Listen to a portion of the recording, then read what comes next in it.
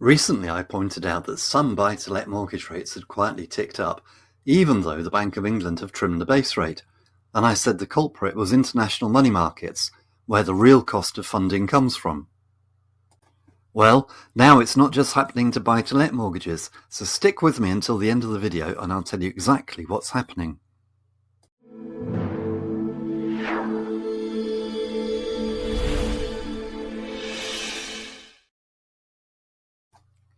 Over the last couple of months, we've seen residential mortgage lenders increasing rates as well as buy-to-let lenders. Nationwide, Virgin and Barclays have all nudged up fixed rates, sometimes by a tenth or two. It's not the end of the world, but it's another reminder that what drives mortgage rates isn't Andrew Bailey waving a magic wand. It's the cost to the banks of borrowing billions on the open market. So why is money more expensive on the international money markets? My short layman's answer is this. When global investors get jittery about inflation or government finances, they demand more interest to lend money to the UK and everyone else. That pushes up the yields on gilts, government bonds, and swap rates, what banks actually use to price fixed-rate mortgages. Translation: the UK looks a bit riskier, so lenders have to pay more for their own borrowing, and they pass that cost straight on to you and me. Base rate can stay flat, but if gilt yields jump, fixed-rate mortgages follow. What the Bank of England did.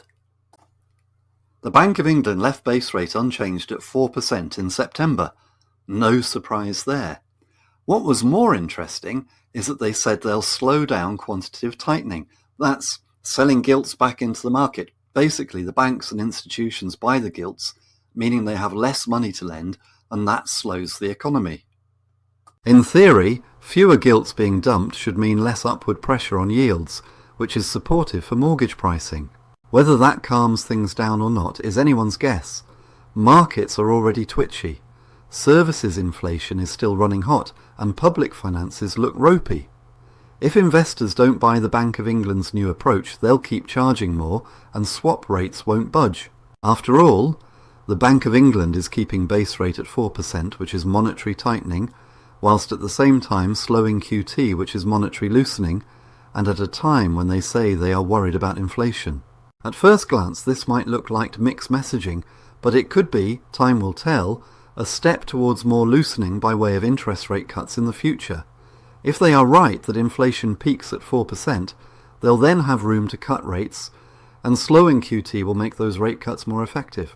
Possibly this is more evidence of a downturn in the economy, even a recession, coming into view. Buy-to-let market. Quieter, but not frozen. Compared to residential, buy-to-let has had a relatively calm month.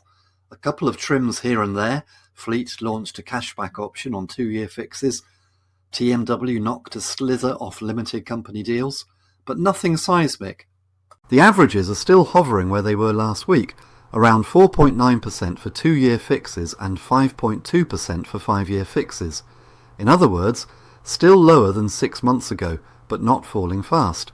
The real question for investors isn't, are rates dropping? It's, will lenders keep cutting, or does the residential wobble mean they get spooked again? The landlord backdrop, exits and rents. Another headline this week.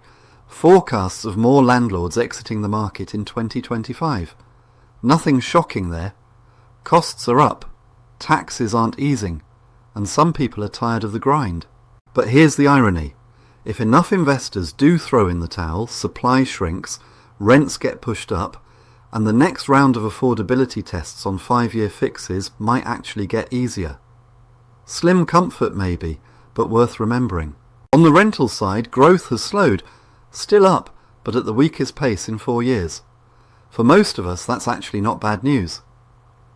Double-digit rent hikes every year aren't sustainable, and a bit of cooling may stop the politicians reaching for even more red tape. What to watch next? Gilt yields. If they settle, lenders can keep nibbling rates lower. If they spike again, expect more Friday afternoon reprices. Inflation data. One bad print and all bets are off. 80% LTV buy-to-let deals. Still around in places, but with big fees. Useful for acquisitions, painful if you're stretching. The takeaway for investors. If you've got a remortgage due in the next 6 months, don't assume rates are going to keep sliding. We're in noisy plateau territory. A gentle thaw 1 week, a cold draft the next. Residential lenders blinking this week is the warning shot. Cheap money isn't back, and it won't be until markets believe the UK has inflation under control and the government's books aren't a basket case. Remember, none of this is advice, so run your own numbers, test both low fee and high rate, and high fee and low rate options, and talk to a good mortgage broker before you do anything. And this is why you need to be talking to your mortgage broker. And as I said right at the beginning, if you don't have a mortgage broker, and you will need one because most, if not all of these lenders will only deal with an intermediary and won't deal with you direct, then I recommend my very good mortgage broker. So if you have any questions or need any assistance around buying a property with a buy-to-let mortgage or refinancing, or if you are coming to the end of a fixed rate, you're not sure what to do or which product's going to be best for you, then please do drop me an email, thepropertyteacher@gmail.com, thepropertyteacher@gmail.com, and I'll be very happy to put you in touch with my very good mortgage broker. And by the way, not just for buy-to-let products, if you have any need for assistance with any type of property finance, whether that be bridging or development, as well as buy-to-let, then please do drop me an email and I'll put you in touch.